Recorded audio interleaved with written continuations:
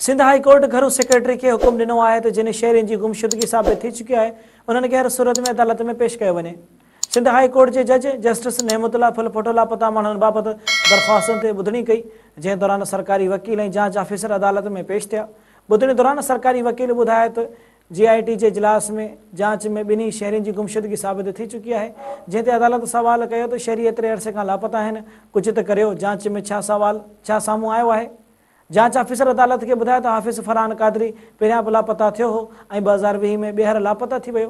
उन हवाले सां मदीना कॉलोनी थाने ते 2 केस दाख़िल आहिनि। अदालत केस रुपोश करार ॾिनो आहे, जंहिं ते जस्टिस नेमतुल्ला फुलफोटो चयो त कुझु बि कयो पर हाणे लापता माण्हुनि खे अदालत में पेश करणो पवंदो।